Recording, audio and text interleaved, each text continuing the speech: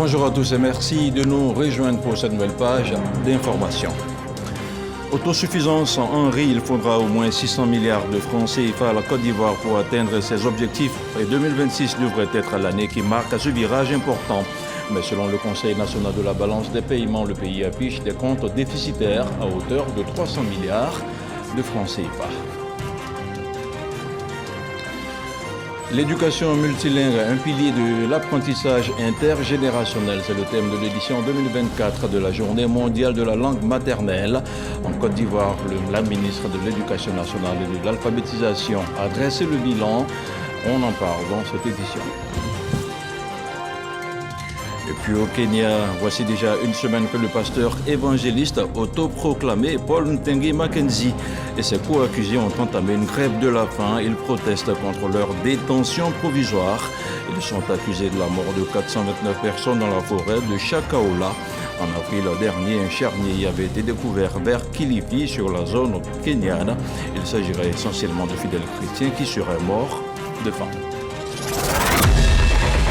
Voilà pour les titres. Merci de regarder RTI 1. Il entend mettre la diplomatie parlementaire et celle de l'exécutif au service du renforcement des relations économiques, commerciales et culturelles entre l'Égypte et la Côte d'Ivoire. Le président de l'Assemblée nationale, qui est en visite d'amitié et de travail au Caire, a rencontré les présidents de la Chambre des représentants et du Sénat. Le compte-rendu de notre envoyé spécial au Caire, Moussa Konaté. Renforcement de la diplomatie parlementaire entre la Côte d'Ivoire et l'Égypte. C'est tout le sens de cette visite d'amitié et de travail effectuée par Adama Bictogo au Caire. Reçu par le président du Sénat égyptien, le président de l'Assemblée nationale et Abdelwahab Abdelrazek échangent sur le rapprochement de leurs institutions parlementaires respectives. Nous sommes vraiment très heureux de vous accueillir au sein de notre institution. Nous souhaiterions vraiment que ce soit une visite qui sera suivie de plusieurs visites et nous avons l'intention de s'aimer, de nouer une relation entre notre institution et son homologue ivoirien en Côte d'Ivoire pour pouvoir réaliser le bonheur de nos peuples. Les relations sud-sud aussi ont leur grande importance et il est bon donc à travers cette diplomatie parlementaire que nous puissions donc mettre en place des instruments qui renforcent encore les relations entre nos deux peuples. Les relations diplomatiques entre la Côte d'Ivoire et l'Égypte existent depuis 1973. Des liens de coopération aussi mis à profit dans le cadre parlementaire. La question est au cœur de cette séance de travail entre le président Adama Bictogo et Anafi Ali Gebali, président de la Chambre des représentants d'Égypte.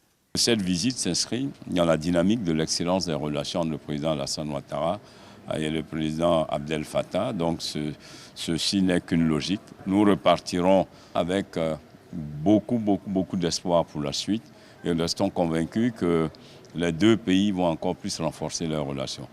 La Chambre des représentants d'Égypte, instituée en 2012 en remplacement de l'Assemblée du peuple, compte à ce jour 596 députés. Le Sénat, quant à lui, créé en 2019, est composé de 300 sénateurs. À Bruxelles, la capitale de l'Europe, la Côte d'Ivoire a signé il y a quelques jours une convention de certification de ses produits forestiers, un accord de partenariat volontaire FLEGT avec l'Union européenne. Et pour un meilleur accompagnement de la mise en œuvre de ces différents accords, le ministre des Eaux et Forêts, Laurent Tchagba, a rencontré le directeur général de l'Union européenne. Un reportage de Franck Kouadio et Zakaria Traoré à Bruxelles. Le temps pluvieux de Bruxelles n'est pas un frein à la volonté de la délégation ivoirienne conduite par le ministre des Eaux et Forêts de mener à bien l'accord de partenariat volontaire FLEGT signé avec l'Union européenne. Après la signature de l'accord qui a valu plus de 10 années de négociations, la mise en œuvre demeure une préoccupation pour Laurent Tchagba. Le sens de cette rencontre avec le directeur général pour les partenariats internationaux à la Commission européenne. Le gros défi qui reste à relever, c'est le défi de la mise en œuvre. Donc, nous sommes venus à la direction générale pour voir le directeur général, avec qui d'ailleurs nous avons paraphé cet accord, pour qu'il puisse, au niveau de l'Union européenne, prévoir des mécanismes pour nous appuyer, pour que nous soyons beaucoup plus efficaces dans l'atteinte des résultats. Le plan d'action de l'Union européenne contre les produits forestiers issus de la déforestation, un engagement. Il y a beaucoup de choses qu'on doit regarder en détail, les systèmes qu'on doit mettre en place. Et là, donc, on veut décortiquer ça en détail et mettre en place, de notre côté, les mesures d'accompagnement financier, d'accompagnement technique, assistance technique, etc., justement pour vous permettre de réussir le mieux possible et le plus vite possible. L'APV FLECT, cet accord bilatéral entre exportateurs de bois et Union européenne garantit la légalité et la traçabilité des produits bois à travers plusieurs systèmes de vérification. L'objectif est de réduire de 10 à 30% du bois exporté responsable de la déforestation dans le monde. Du côté européen, on fait aussi des efforts. Le système RBUE permet le contrôle du bois illégal. Des efforts pas vains, il y va de la préservation de la planète. Retour ici en Côte d'Ivoire avec le ministère des Affaires étrangères, de l'intégration africaine et des Ivoiriens de l'extérieur qui vient de dévoiler ses priorités d'investissement au titre de l'année 2024. Il s'agit entre autres de la rénovation du centre de conférence et de la construction de plusieurs chancelleries. Le détail avec Michel Ligré. Faire le point des investissements déjà réalisés et établir les priorités au titre de l'année 2024. Tels sont les enjeux de cet atelier d'élaboration du portefeuille des projets d'investissement public du ministère des Affaires étrangères. Nous avons réhabilité le patrimoine immobilier, par exemple au Danemark, avec la réhabilitation de la chancellerie et de la résidence. Nous avons réhabilité la résidence de l'ambassadeur au Canada. Nous avons aussi fait des acquisitions. En Corée, par exemple, les loyers là-bas nous reviennent excessivement chers. Et donc nous avons fait l'acquisition de la résidence. Nous sommes en train de penser à acquérir la chancellerie. Dans un certain nombre de pays, nous avons des projets qui sont en cours et qui se poursuivent, tels que Ghana, où nous avons une chancellerie en construction. Les travaux ont par ailleurs permis aux participants de comprendre les enjeux de l'élaboration d'un projet d'investissement public. Vous définissez les projets, vous les planifiez, ensuite vous les mettez en œuvre. Sans planification, on ne peut pas développer les projets. La prochaine étape sera la recherche de financement pour la mise en œuvre de tous ces projets. Autre chose à présent, selon le conseil de surveillance de l'Agence pour le développement de la filière riz, la Côte d'Ivoire devrait être autosuffisante en 2026, mais il faudra débourser la somme de 600 milliards de francs CFA pour atteindre cet objectif. Le pays affiche de notre côté une balance déficitaire d'environ 305 milliards de francs CFA, avec au moins 2 millions de tonnes de riz importées en 2022. C'est le Conseil national de la balance des paiements qui a présenté ses comptes extérieurs du pays au titre de l'année 2022. L'éclairage de Léon Brou. Elle a généré en 2023 une production de plus d'1 300 000 tonnes de riz, soit 55% du besoin national de consommation estimé, lui, à 2 millions de tonnes de riz par an. La stratégie nationale de développement rizicole aura démarré en 2012. La phase 2 de cette stratégie, la SNDR2, couvre la période 2024-2030 et devra dès 2026 assurer l'autosuffisance en riz selon l'Agence de développement de la riziculture, ADERI. On a en Côte d'Ivoire des terres rizicultivables qui sont estimées à plus de 2 millions d'hectares. Et de ces terres-là, on peut arriver à aménager environ 200 000 hectares pour pouvoir réaliser de la culture de riz en maîtrise de l'eau. Deuxième chose à préciser, on dispose de variétés de riz à haut rendement qui vont jusqu'à 8 tonnes à l'hectare. Le troisième atout, c'est qu'on a une vieille tradition de culture du riz avec des acteurs qui sont professionnels. Une condition cependant à cette autosuffisance en riz, la mise en œuvre effective des actions prévues par la SNDR2, renforcement de la production locale, de la transformation et de la commercialisation, renforcement aussi de la gouvernance et du financement de la filière riz. Ici, 600 milliards de francs CFA à mobiliser par 3 acteurs, État, secteur privé et partenaires au développement. Sur les 600 milliards envisagés, on a déjà, par le biais des comptes partis sur un certain nombre de projets, une contribution de l'État de l'ordre de 30 milliards sur les 130 milliards attendus. De même, au niveau des partenaires techniques et financiers, déjà environ 21% ont été mobilisés sur les montants attendus. C'est au niveau du secteur privé qu'on travaille encore à créer les conditions de garantie pour permettre un investissement majeur. Cela dit, l'ADERI est formelle. Le financement de la phase 2 de la stratégie nationale de développement risicole est à portée de main. L'État a contribué pour au moins 15% à la mise en œuvre de la SNDR 1. Résultat, plus d'1 300 000 tonnes de riz en 2023. Je vous le disais en titre, et nous y sommes. Ce 21 février marque la célébration de la langue nationale dans le monde entier. L'initiative née au Bangladesh a été approuvée à la conférence générale de l'UNESCO en 1999. Une occasion pour chaque État de marquer une pause et de faire le point des politiques menées en faveur de la promotion des langues maternelles. Le reportage de Sephora Zegui. C'est la langue qui révèle l'âme d'un peuple selon un adage. Riche de sa diversité culturelle, la Côte d'Ivoire affiche son intérêt pour la promotion des langues maternelles. La langue maternelle constitue un outil efficace de primo-socialisation et d'acquisition des premières connaissances. Elle permet à l'enfant qui commence l'école sans comprendre le français de découvrir le monde qui l'entoure. Elle facilite l'acquisition des connaissances dans le contexte de l'alphabétisation des adultes. Le pays a entrepris plusieurs actions pour la promotion des langues maternelles et pour preuve, l'enseignement dans les langues maternelles pour impulser le développement dans 37 établissements à travers le projet École intégrée. La tenue également en 2022 d'un symposium international sur les langues maternelles en Côte d'Ivoire. Il s'agit entre autres de la création du projet École intégrée, PEI, avec à ce jour 37 écoles avec l'utilisation de 10 langues nationales. Agni, Abidji, Akie, Baoulé, Sénoufo, Djoula ou Malinké, Koulango, Toura, Yakuba et Bété, langues représentatives des 4 aires linguistiques de notre chère Côte d'Ivoire.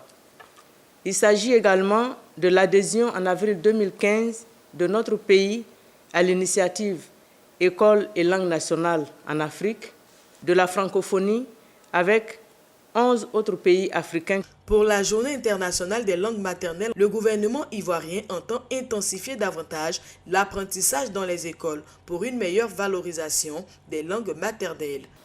Il est primordial de souligner l'importance des lucarnes télé et radio en langue nationale, telles que les nouvelles du pays, qui permettent à toutes les communautés d'être informées simultanément sur des questions d'intérêt national.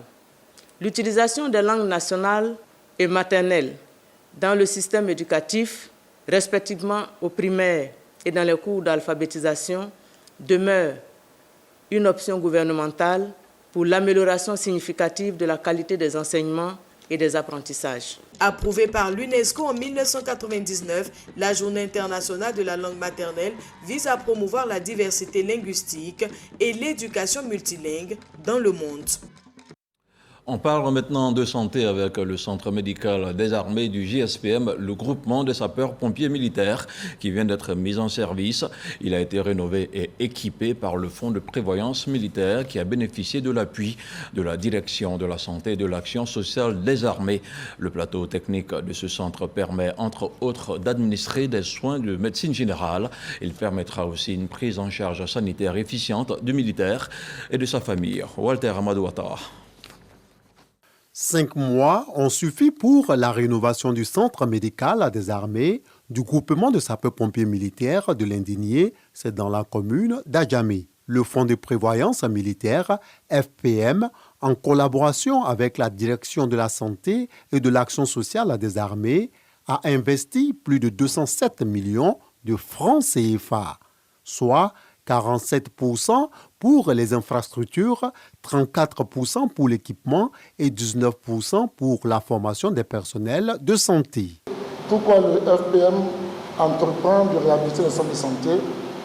Le militaire, son conjoint et ses enfants à charge ont droit à la gratuité des consultations et des soins médicaux dans les formations sanitaires des forces armées et dans les formations sanitaires publiques.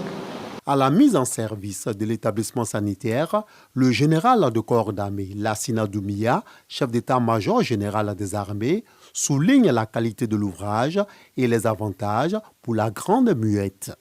Toutes ces réhabilitations auront donc le mérite de réduire le coût de prestation de santé, évidemment pour les fermes, maintenir le militaire, ses ayants droit dans leur environnement en caserne, tout en bénéficiant de qualité de service adaptée, parce que délivrée par des professionnels de santé dont la compétence est établie et qui sont eux aussi soumis aux suggestions de la vie militaire, donc à une disponibilité permanente. Ces infrastructures sanitaires permettront aussi de consolider le lien de confiance entre les adhérents et la mutuelle et évidemment le lien armée-nation. Dans le cadre du renforcement des liens armée-nation, en plus des militaires et leurs familles, la population issue des autres couches sociales et professionnelles peuvent bénéficier de soins dans ce centre sanitaire. Cependant, elles doivent s'acquitter des frais réglementaires. La Côte d'Ivoire va passer d'une société du tout jetable à un modèle économique circulaire. Le gouvernement invite donc les populations à préserver leur environnement à travers des campagnes de sensibilisation sur la collecte des déchets. La collecte des déchets, une pratique qui a déjà pignon sur rue à Abidjan, mais aussi à l'intérieur du pays. Les déchets, une mine d'or, un sujet de Jean-Michel Kouadio commenté par Léon Brou. Dans cette unité de valorisation de déchets plastiques à Yopougon-Sidessi, travaille Yvette depuis 8 mois. Sa tâche, collecter les objets usagés. C'est au milieu de cet tas d'immondices qu'elle passe ses journées. 16 heures, Yvette et ses amis enfilent tenue et gants pour la dernière collecte du jour. Le matin, lorsqu'on arrive d'abord au labo, on rassemble les matériaux. Voilà. Ensuite, on va sur le lieu. Étant là-bas, nous comptons les sacs. Lorsqu'on finit de compter les sacs, maintenant, chacun prend son sac et puis on va sur le terrain, c'est-à-dire qu'on collecte les bidons. Ce travail me procure une joie. Après la collecte, passe au tri des déchets plastiques. À cette seconde étape intervient Rebecca. Elle comptabilise une année de service. Ce métier, une aubaine. Au plus grand à 8 heures, on commence à trier. On se repose un peu jusqu'à 13h30. On répond jusqu'à 16h. Puis on s'en va à la maison. L'argent que je gagne là, je prends pour regarder mes enfants. Il y a d'autres qui sont en 6e. Sélectionnés, les déchets plastiques sont acheminés vers la machine à paver. 1000, c'est le nombre de pavés produits par jour. Collecter, trier, transformer les déchets plastiques en produits réutilisables, le quotidien de Karl, le chef des opérations de cette unité. Pour lui, plus que des déchets, c'est à d'immondices, une mine d'or. L'équipe de collecte, elle va dans les bassins, au bord des plages, pour pouvoir collecter tous ces bidons-là qui se retrouvent dans ces endroits-là. À leur tour, l'équipe qui est chargée de faire le tri essaie de dissocier le bidon même du couvercle. Voilà, parce que ce sont des matières différentes. Et ce sont les bidons qui sont utilisés pour produire les pavés. C'est environ 1000 pavés par jour, un bon chiffre d'affaires. Passionné par la préservation de l'environnement, Karl en fait un sacerdoce. Titulaire d'une licence en philosophie, sa vie se résume à l'économie circulaire. L'ambition majeure, c'est de lutter contre la prolifération des déchets plastiques au bord de nos lagunes et dans les caniveaux, parce que ces déchets-là obstruent les caniveaux, empêchent l'écoulement des eaux. Après Yopougon, cap sur le plateau. Ici, l'Agence nationale de gestion des déchets, l'Association ivoirienne de valorisation des déchets plastiques et des start-up sensibilisent à la collecte des déchets.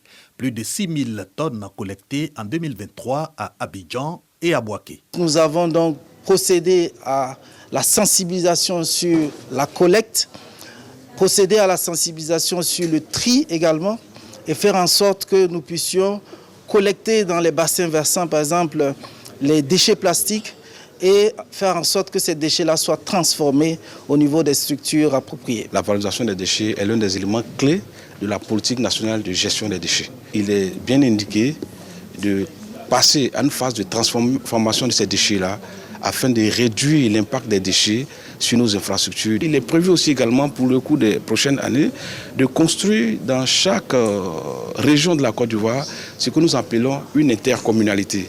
L'intercommunalité, c'est quoi? Au lieu de construire dans chaque ville une décharge, nous regroupons les villes autour d'une infrastructure de décharge. L'économie circulaire apparaît de plus en plus comme une solution pour lutter contre l'insalubrité et favoriser l'employabilité des jeunes. Chez nous, quand nous faisons la collecte, on fait le tri, ensuite on fait le traitement en les lavant et ensuite on peut les broyer.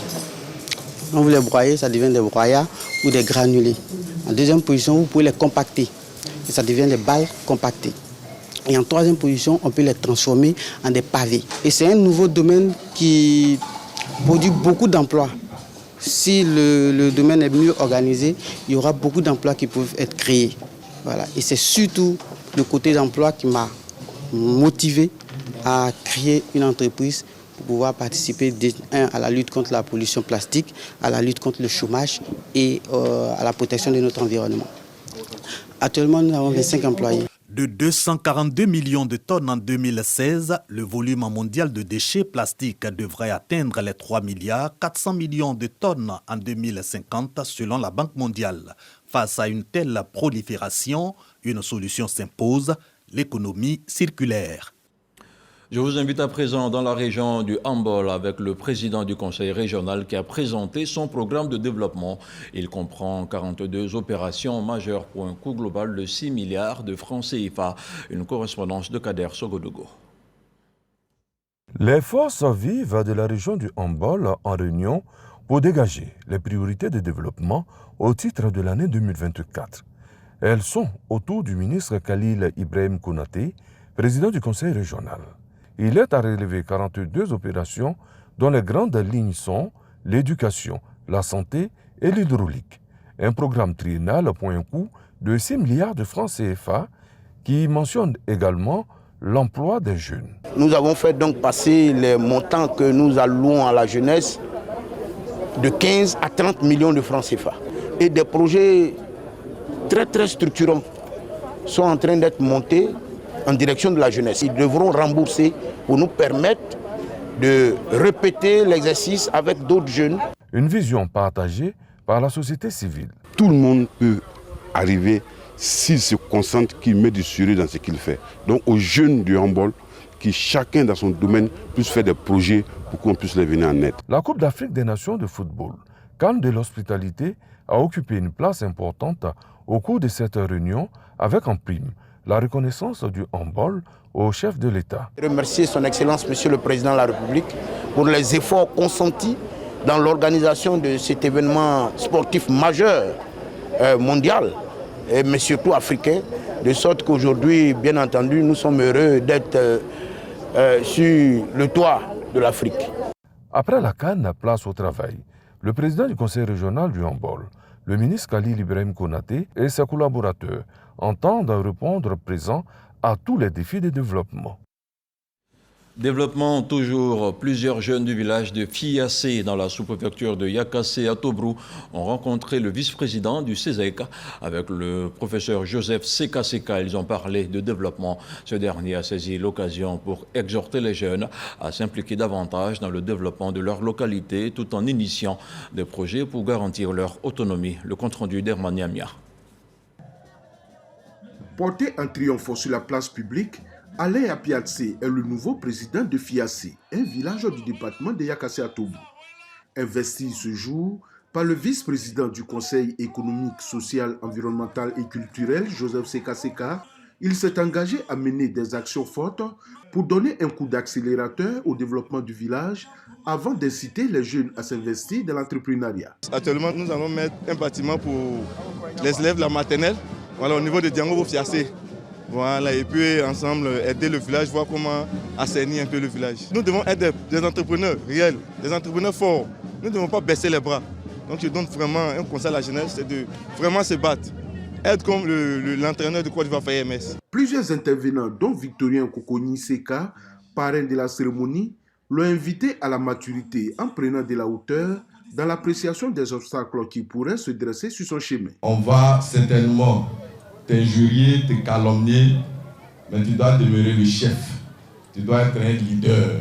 Quand on est leader, on donne le modèle, on donne le ton. C'est en cela que toute la jeunesse va se reconnaître en toi. Quant au ministre Joseph Seka Seka, haut patron de la cérémonie, il a appelé à apprendre aux jeunes à se détourner du gain facile.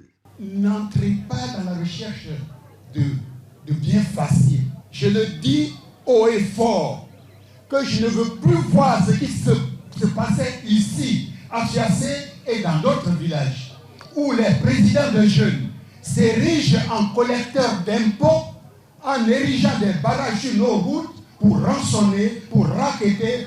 Non, ce n'est pas de cette jeunesse que le président de la République veut. Alain Yapiadse s'est dit déterminé à construire des jeunes leaders pour son village, le département et la région. Déjà, il entend mettre l'accent sur la formation des jeunes. Et pour ce faire, un bureau de la jeunesse est en construction. Ce bâtiment sera baptisé du nom du sélectionneur ivoirien Emes Faé, qui est selon le bureau exécutif son modèle. La tribu Assoumvois est composée de 11 villages à un nouveau chef. Le nouveau chef de la tribu, le 8e du genre, Nanan Lozo, vient d'être intronisé. Il devra travailler pour l'union de filles et de fils de 11 villages et au développement des localités placées sous sa supervision. Soro Corona. Assoumvois Blékrou, chef-lieu des tribus Assoumvois dans le département de Sakassou, est en fête. Les chefs des 11 villages y sont pour l'installation du nouveau chef des tribus. La tribu Assoumvois est sans chef depuis mars 2013, date du décès du 7e chef, Nana Yao Nguessan Germain. Après les recommandations des us et coutumes et les conciliabules familiaux, le choix est porté sur un fils de la lignée, Lozo Kwadjo. Un choix à la joie des populations qui attendent beaucoup du 8e chef des tribus. Il va falloir que le nouveau chef apporte une pierre à l'édifice pour que le jour ne sera pas là ou bien que son règne finira. On dira que c'est au temps de Nanan Lozo que telle ou telle action a été menée. C'est de la pure tradition baoulé que Nanan Lozo est monté sur le trône de ses ancêtres. À tour de rôle, les 11 chefs ont fait allégeance au nouveau chef. Le parrain et le représentant du président du conseil régional de Béké ont rappelé à Nanan Lozo ses prérogatives et invité les populations à le soutenir pour le sort de la localité. Chacun doit aider le chef à réussir la mission qui lui a été confiée par toute la population. Le chef est le chef de tout le monde et toute personne de la tribu Assoumvois lui doit le respect que lui confère son statut. Population d'Assoumvois, je tiens à vous rassembler autour de votre chef pour œuvrer ensemble à un développement harmonieux et concret des 11 villages de la tribu Assoumvois. Nanan Lozo place son règne sous le sceau de la cohésion, socle de tout développement. La réconciliation de tous les fils et filles de la tribu Assoumvois aussi, ça sera sous le sceau de la paix, du développement. La tribu Assoumvois fait partie des 29 tribus du département de Sakassou. Nanan Lozo est ingénieur en fonction, marié et père de 5 enfants. Culture à présent, et ça fait déjà 30 ans de succès musical pour la chanteuse Savanala. Le lancement de l'événement aura permis de retracer le parcours de la chanteuse qui donnera un concert pour marquer ses 3 décennies de présence sur scène. Un reportage de Sèche pas comme Didi avec le commentaire de Didi Nguessan. Cela fait déjà 30 ans qu'elle égaye les mélomanes ivoiriens avec sa présence scénique. La promotion de la musique traditionnelle baoulée, ses compositions telles que Le ponteur doit payer cash, Les hommes ont tout en bas, Amour de femme, etc. Elle, c'est Yolande Alla ou encore Savanala. Au cours d'une rencontre avec la presse, la chanteuse annonce officiellement la célébration de ses 3 décennies de présence sur l'échiquier musical ivoirien. J'avais déjà célébré les 25 ans à Paris et là je décide de célébrer les 30 ans ici en Côte d'Ivoire. 30 ans de carrière musicale, ça relate en fait tout mon parcours. Ça fait 8 albums avec 4 singles. Le bilan est positif, il y a au moins 60% de la population ivoirienne qui sait, enfin africaine même, qui sait qui est Savanala. Donc pour moi c'est un bilan assez bien. Le concert événement bénéficie du soutien de l'Association des artistes du centre. 30 ans de carrière d'un artiste n'est pas permis à tout le monde. À partir d'ici, on a commencé à faire beaucoup de promotions. Donc je suis très content. J'invite tout le peuple baoulé elle est un peu polyvalente, étant donné que la communauté baoulé soutient leur artiste, donc on a la foi qu'elle peut remplir le palais. Passionnée d'art depuis sa tendre enfance, Savanala a aussi flirté avec le cinéma, la danse, avant de se consacrer définitivement à la musique. Toutes ces disciplines artistiques seront d'ailleurs mises en scène au cours de ce spectacle prévu le 8 juin prochain à la Sana Numabo du Palais de la Culture de Treichville. Dans l'actualité hors de chez nous, au Kenya, nouveau rebondissement dans l'affaire du massacre de la forêt de Chakaola. En avril 2023, un charnier y avait été découvert vers Kilifi, sur la côte kenyane. 429 dépouilles y avaient été retrouvées, des personnes mortes de faim. Il s'agissait des adeptes de l'Église internationale de la Bonne Nouvelle du pasteur évangéliste autoproclamé Paul Ntangué Mackenzie, qui prêchait un jeûne extrême pour rejoindre Jésus. Ainsi se referme cette édition préparée par l'ensemble de la rédaction de RTI 1. Restez avec nous. Le prochain rendez-vous de l'information à 20h.